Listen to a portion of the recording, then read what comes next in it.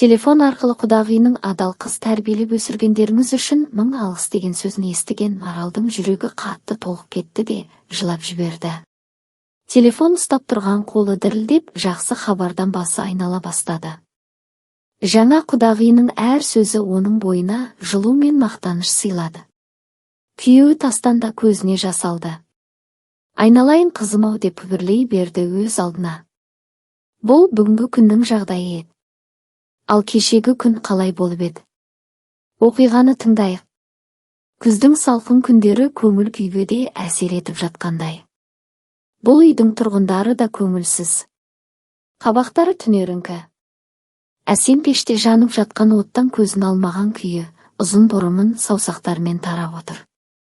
Сендер бір айда бірге тұрмадыңдар. Не болып қалды? Араларынан қандай мысық жүгіріп өтті? Деген анасы Маралдың ауыр күрсінді. Ол тұрмыста бір ай болмай жатып қайтып келген қызы үшін алаңдаулы. Әсем үнсіз басын шайқады, бір сөз айтуға да шамасы келмеді. Ашы және күйдіретін көз жасы тамағына келіп қалды. Ол өзіне жылауға рұқсат бермейді, бұл әділетсіздіктің оны қаншалықты терең жаралағанын көрсетпейді. Неге үндемейсің? Сенен сұрап тұр ғой. Деген әкесі Тастан әңгімеге қосылды. Әкесінің де қартайғанын, қажып шаршағанын оның аппақ шашы мен әжім торлаған жүзі айқындауда. Әсем терең дем алып, тамағына тығылған түйінді таратуға тырысты. Оған бүкіл ауыртпалық кенеттен оның нәзік иықтарына құлағандай көрінді, және оны ұстап тұруға күш жоқ еді. Бағлан менімен тұрғысы келмеді, кері қайтуымды бұйырды деп ақыры күбірледі, және сөздері үнсіз, жерге түскен жапырақтар сияқты естілді. Бұл қалай? Сендер бір ай бұрын ғана үйлендіңдер, туыстарды жинадыңдар, ол құда түсуге келді. Сонда не болды, неге үйге қайтарып жіберді? Сенің отаның енді күйеуіңнің қасында. Егер еркелігің қалмай, күйеуіңе мінез көрсетіп кетіп қалсаң, онда қайтып бар өз еліңе, өз шаңырағыңа деген Тастан өзін әрең сабырға шақырып отыр. Сабыр сақта әкесі. Алдымен не болғанын анықтау керек. Оны босағадан қума, есін жинауға мүмкіндік бер деген Марал жұмсақ үнімен, бірақ табанды түрде күйеуін тоқтатты. Мен алдымен анаммен сөйлескім келеді деп сыбырлады Әсем, әлі де көзін көтермей. Анаңмен болса, анаңмен болсын, өздерің шешіңдер. Мен бірден қарсы болып едім екеуіңнің үйленбекші болғандарыңа, бірақ мені тыңдамадыңдар. Тым тез үйленіп кеттіңдер. Деген Тастан ашумен орнынан тұрып, ескі күртешесін киіп, есікті тарс жауып шығып кетті. Анасы мен қызы жалғыз қалды. Әсем анасына бар жағдайды ашып айтайын десе де айта алмады. Тек жылай берді. Білмеймін ғой, маған адал емессің деп ажырасқысы келетінін айтты деді де үнсіз қалды. Басқа тіс жарып ештеңе айта алмады. О не дегені? Қалай? Адал болмағаны несі? Неге? Деген Маралдың сұрағы көбейіп кетті. Бірақ қызынан мардымды жауап алмады. Мен Бағланнан бұрын ешбір жігітпен жүрмедім деген сөзден басқа Әсем ештеңе айтпай, жылап отыра берді. Маралдың қатты шыққан дауысын ішкен күйеуі Тастан кірді шыдамай. Күйеу баламыз Әсемді адал болып келмедің деп, онымен тұрғысы келмейді екен деді, қабағы түнерген Марал күйеуіне қарап. Бұл қалай? Қалайша адал болмай шықты? Ол қашан үлгерді? Ешбір жігітпен жүрмеуші еді ғой. Бағланнан басқа жігіт болмап еді ғой оның өмірінде деген Тастан да түтігіп кетті. Сені де әке дейді-ау. Күйеу баланың сөзіне сеніп тұрсың ба? Ал мен қызыма сенемін, ол оған дейін ешкіммен бірге болмағанына ант етеді. Иә, одан көрініп тұр, мен өзімнің баламды білемін ғой. Менің қызым адал деді.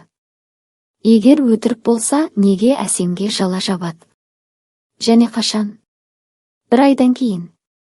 Жоқ, мен мұны осылай қалдырмаймын. Құдаларға бару керек, неге бұлай жасағандарын анықтау керек. Тастан сабыр сақта деген Марал күйеуінің ашуын әрең дегенде тарқатты. Ал күйеу бала Бағланның отбасы кейінгі көшеде тұрды. Дәл сол жерде, аласа қоршаудың артында, олардың кенеттен үзілген қысқа бірлескен өмірі басталған еді. Марал мен Тастан күйеу баласын келесі күні көшеде көрді. Оларды көріп, ұзын бойлы, мығым жігіт ұялып көзін тайдырды. Амансың ба, күйеу бала? Қызымды үйден қуғаныңды қалай түсінуме болады, деді Тастан тістеніп. Аманшылық болсын, мен қуған жоқпын, мен тек ажырасуды ұсындым. Сен ақылыңнан адастың ба? Бүгін үйлене салып, ертең ажырасатын менің қызым саған ойыншық па еді? Бағлан көзін тайдырып, жалпы мен оған бәрін айттым, ажырасамыз, болды. Себебін айт. Не болды? Несімен ұнамады? Тік айт, сөзге Марал қосылды. Мен онымен тұрмаймын, болды. Әсем адал емес, деп міңгірледі Бағлан. Тастан электр тогы соққанда селт етіп, еріксіз алға ұмтылды. Егер бәрі солай болса, деді ол даусы дірілдеп, неге бір ай бойы үндемедің? Бірден түсінбедің бе? Неге онда неке жүзігін кигіздің, неге адамдардың алдында ант бердің? Бағлан ауыр дем алып, шыдаймын деп ойладым. Шыдай алмадым. Мен оны сүймеймін, деді. Кен суайтсың, деп Марал ашуға булығып алға ұмтылды. Даусындағы діріл бүкіл ішкі күйзелісін аңғартты. Беті ду етіп қызарып кеткен. Пайдаланып алдың да, енді керексіз болып қалды ма? Қыз енді адамдардың көзіне қалай қарайды? Бәрі өтірік. Саған сенбеймін. Қызыма сенемін. Сен оған жала жауып тұрсың. Менің қызым адал. Ешбір шітпен жүрмеген, деді. Осылайша екі жақтың даусы бір-біріне шарпылып, бір сәтке тыныштық орнағандай болды. Бірақ бұл тыныштық олардың арасындағы қайшылықтың тіпті тереңдегенін ғана аңғартатын. Марал жүрегін ұстады, оның дауысы сыбырға айналды. Марал, отыр, орындыққа, деген Тастан әйелін сүймелдеді. Оның ашуы кенеттен оған деген алаңдаушылықпен ауысты. Біз қазір құдаларға барамыз, оның ата-анасынан сұраймыз, ұл үшін жауап берсін. Жарайды, мен олай айтқан жоқпын, деген Бағлан істің насырға шауып бара-бара жатқанын көріп, ақталуға тырысты. Бірақ бәрібір онымен бірге тұрмаймын, деді. Осы кезде құдағи Күлән да ауласынан сыртқа шыққан еді. Міне, құдағай да көрінді, деді Марал ашы мысқылмен. Мүмкін, сен білетін шығарсың, сенің ұлың біздің қызды неге масқаралайды? Алдымен әйелдікке алды, ал енді қуып жіберді. Бұл қалай болғаны? Ой, мен де білмеймін, әкесі екеуміз сұрастырдық, ол үндемеді, содан кейін мойындады. Әсемнің басқа жігіті болған екен. Ал менің ұлым ше? Менің ұлым шынын айтты, кешіре алмады, және бірге тұра алмады. Сен, құдағай, не айтып тұрғаныңды ойлан, деп айқайлады Тастан, оның дауысы көшенің тыныштығын бұзды. Ондай болған жоқ, оның сенің ұлыңа дейін ешкімі болған жоқ. Біз адал қыз бердік, ал ол оны батпаққа батырды. Не үшін? Тұрғысы келмесе, солай айтсын, ал жала жабуға құқы жоқ. Күлән, мен ұлыма сенемін, деп міз бақпай тұра берді. Түф сені! Деп тістенген Тастан үмітсіздікпен түкіріп қалды. Қарғыс атқырлар. Жүр, Марал, кеттік бұл жерден. Бұл Бағлан бір санасыз болды ғой. Мен ол кезде ақ күмәнім бар екенін айтқанмын. Қызымның заттарын жинап алып кетуге рұқсат бер, деді Марал қатқыл үнмен. Иә, алыңдар, алып кетіңдер, деп Бағлан бірден келісті. Қайын атасы мен енесінің шегінгеніне іштей қуанып тұрғаны көрініп тұр. Маған 2 күн беріңдер. Есімді жинайын. Сосын келіп алып кетемін, деді Тастан бұрылып бара жатып. Олар көшемен үнсіз жүріп келе жатты. Алғашқы жұқа қар аяқ астында сытырлап жатса да, олар не қарсы кездескен адамдарды, не айналадағы ағарған дүниені байқамады. Әрқайсысының санасында бір ғана түйткіл. Егер ешкім білмесе жақсы болар еді, деді Марал ақырын. Бірақ адамдар сұрайтын болады. Ал Күлән сыбырлап жүріп бәрібір ұлын ақтайды. Осындай абыройсыздық бізге не үшін керек еді? Үйде отырған момын қыз еді деген Марал күрсінді. Екеуінің артында ұзақ көлеңкелері қар бетімен созылып, ауыр, ойлы қадамдары ғана естіліп тұрды. Әсемнің дүние мүлкін бүкіл отбасы бірігіп тасыды. Бағлан бұл кезде үйде болмады, ол алдын ала ғайып болып кеткен еді. Күлән кіре берісте тұрып, осы процесті бақылап тұрды. Жолға шығуға дайындалған сәтте бұрыштан Бағланның әкесі пайда болды. Ол басын изеп амандасуға тырысты, бірақ тастан оған жек көре қарап, ары қарай өтіп кетті. Солайша Әсемнің жасауы үйге жеткізілді. Марал кішкентай қызына өзі жинаған төсенішті жайып, қолымен тіккен жастықтарды қойды. Қызын кімге тапсыратынын әлі білмей тұрса да, барын салып дайындалған еді. Сол уақытта ол әділетсіздіктің қатты салған салмағын сезіп үнсіз жылады. Көп ұзамай үлкен қызы Қарлығаш келді. Пальтосын шешпей, дереу сіңлісіне жақындап, оны әпкелік мейіріммен құшақтады. Сол сәтте Әсем, әпкесінің иығына сүйеніп, жан айқайымен жылап жіберді. «Жүр, маған айт, бәрін айтып бер. Сонда жеңілдейсің», деді Қарлығаш жұмсақ үнмен. Ол сіңлісін үйдің ішкі бөлмесіне апарып, ата-анасының көзінен алыс отырып, жылы шырай танытты. Әсем әпкесіне Бағланды жақсы көретінін айтқанда, көзінде шын пейіл мен іңкәрлік сәулеленіп тұрды. Ол тек өз махаббатын ғана емес, сонымен бірге ата-енесінің де көңілінен шығу үшін қаншалықты тырысқанын жасырмай жеткізді. Әсемнің әңгімесінде Бағланға деген қамқорлығы мен сүйіспеншілігі, әрбір әрекетінің артында тұрған адалдығы анық көрінді. «Мен барымды салдым», деді Әсем, «келіндік борышымды орындадым, әйел ретіндегі барлық қызметімді барынша мінсіз атқаруға тырыстым.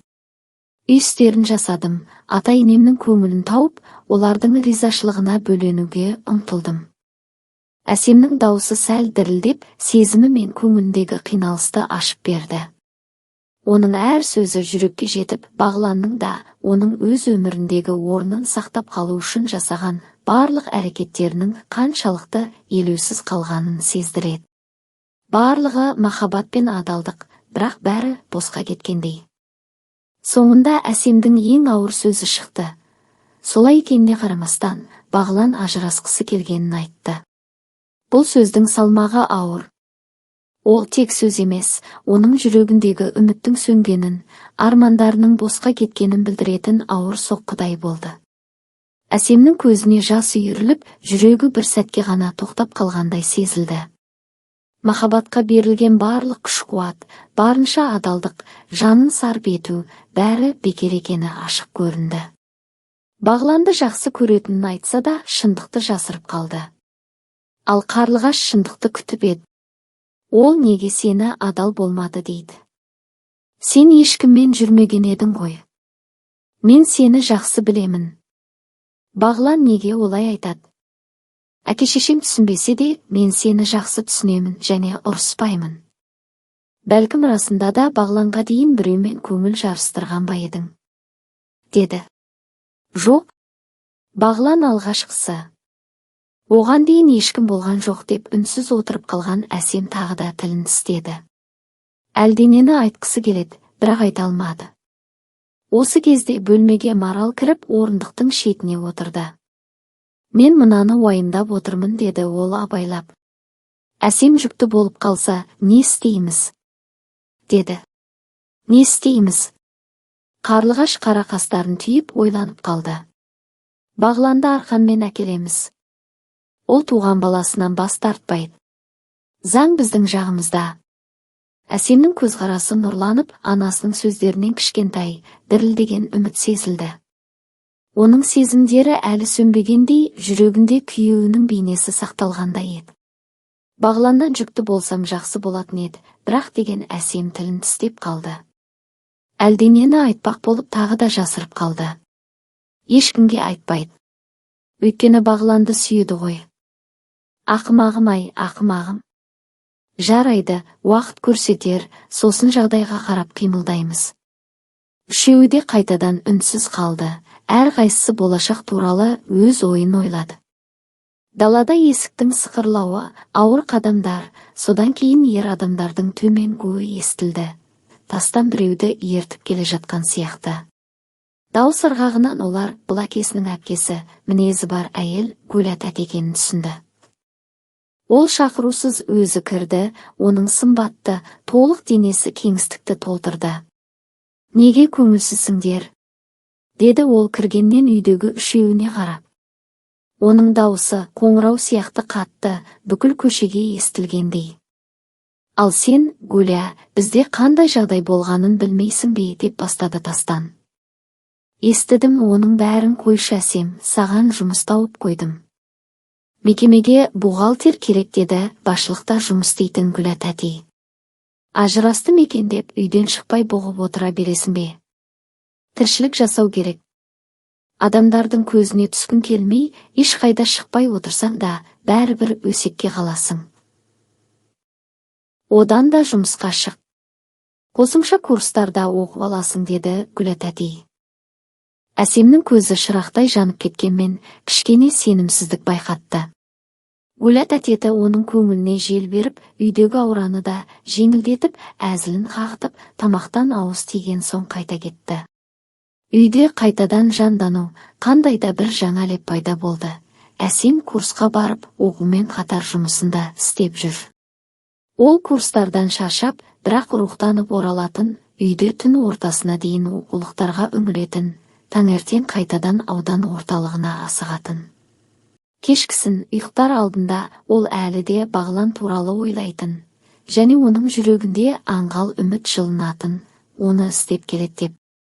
Бірақ Бағлан келгенде жоқ, онымен кездескен де жоқ, басқа соқпақтармен жүретін сияқты, оны айналып өтетін. Осындай кештердің бірінде Қарлығаш ата-анасына келіп, сіңілісін ішкі бөлмеге сүйреп апарып, қызу сыбырлады. Сен тек жылама, бәрібір ажырастыңдар ғой, өкінетін ештеңе жоқ. Не болды? Бағлан үйленгелі жатыр дейді. Қалай? Кімге? Ләззатқа, деді әпкесі.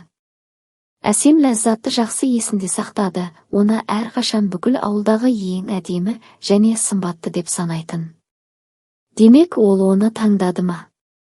Әсемнің еріндері дірілдеді. Өзі тынышталғандай болған еді, ал жаңалық кенеттен оны балтамен ұрғандай есеңгіретті. Тек жылама, сенің көз жасыңа тұрмайды. Не сыбырлап жатырсыңдар, бізде еститіндей айт, деген Тастан қыздарын шақырды.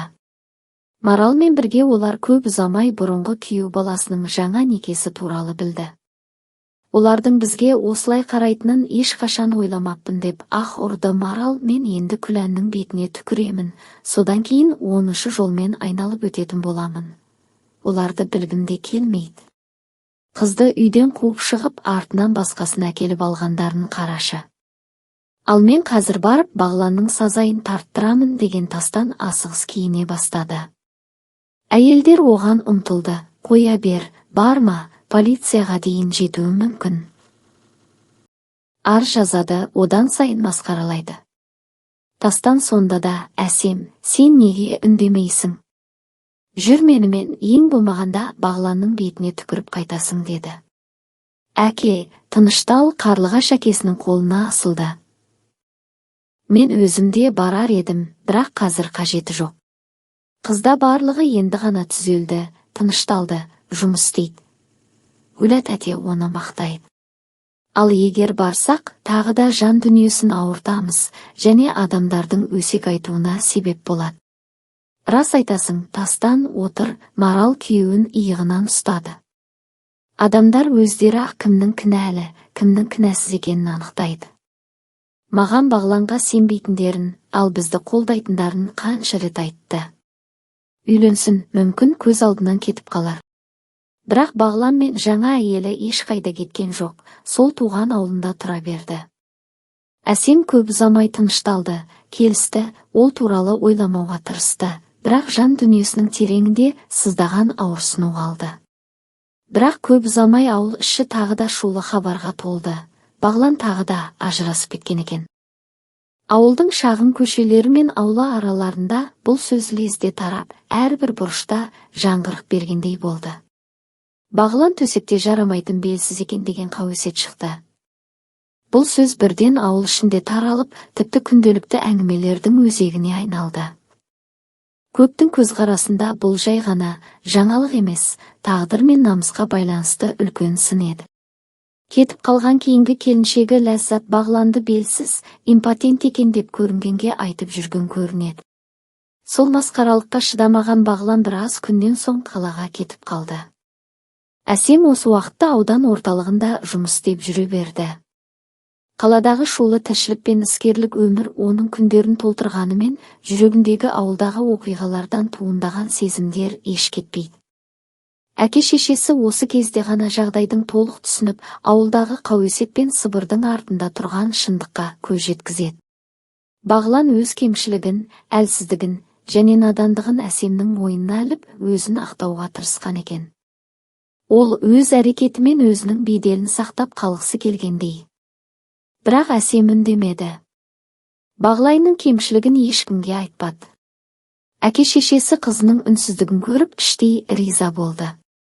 Қалайша оны жалаға ілсе де, Бағланның намысы мен өзімшілдігі үшін өз абыройын, өз сезімін қорғауға тырысса да, Әсем үндемеді. Сол үнсіздік тәрбие мен шыдамдылықтың көрінісі, ішкі намыс пен күштің көрінісі еді. Әке-шешесі оның сабырлы, ойлы әрекетіне таңырқап қарап, ішкі бір сезім мен мақтаныш сезімін тартты. Қыздары өзіне жасалған қысым мен әңгімеге қарамастан, адами қадір-қасиетін жоғалтпай, абыройын сақтап қалғаны олар үшін ең үлкен жеңіс болды. Әсем аудан орталығында жұмыс істеп жүріп, өмірінің жаңа бетіне аяқ басты. Сол жерде ол Жомарт есімді жігітпен танысты. Жомарт та өз өмірінде ауыр жолдардан өткен, бірақ жүрегінде мейірім мен адалдық сақтаған жан. Әсем мен Жомарт бір-бірін алғаш көрген сәттен-ақ бір түрлі түсіністік пен жылы сезімге бөленді. Уақыт өте келе олардың арасы тереңдей түсті.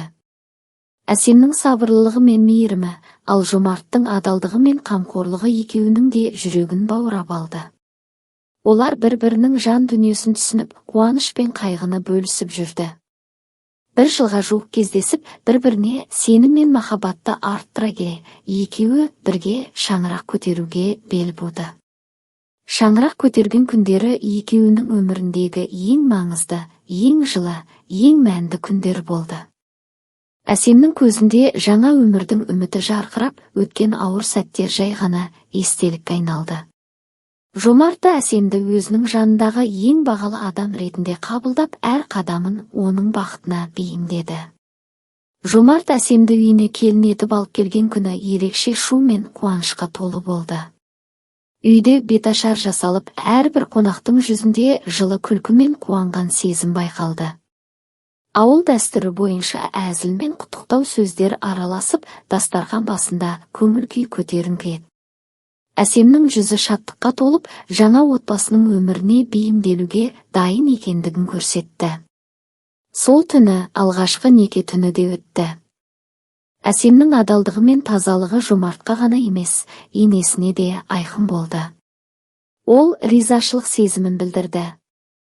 Құдағиы Маралға хабарласып, адал қыз тәрбиелеп өсіргендеріңіз үшін алғыс, деді ол қуанышпен, даусы шаттыққа толып. Бұл беташар мен алғашқы неке түні тек дәстүр емес, жаңа өмірдің бастауы, адалдық пен махаббаттың көрінісі еді. Әсемнің тазалығы мен намысы Жомарттың жүрегін жаулап, енесінің шын ризашылығын арттырды. Телефон арқылы құдағиының адал қыз тәрбиелеп өсіргендеріңіз үшін мың алғыс деген сөзін естіген Маралдың жүрегі толқыды, жылап жіберді. Қолына телефонды ұстап тұрған даусы дірілдеп, жүрегі толқып бара жатқанын сезді. Әр сөз оның бойына жылу мен мақтаныш сыйлады. Тастан да көзіне жас алды. Айналайын қызым-ау деп күбірлей берді өз алдына. Бұл сәт отбасы үшін тек қуаныш емес, сонымен бірге тәрбие мен адалдықтың жемісі екенін түсінудің ерекше сәті еді. Әсемнің адалдығы мен намысы, және Жомарттың отбасы мен құдағылардың құрметі бәрі осы бір жылы сәтте үйлесіп, жүректерін жылытып жіберді. Сол сәт Марал мен Тастан үшін жаңа кезеңнің бастауы, жаңа шаңырақтың берекесі мен шаттығының белгісі болды.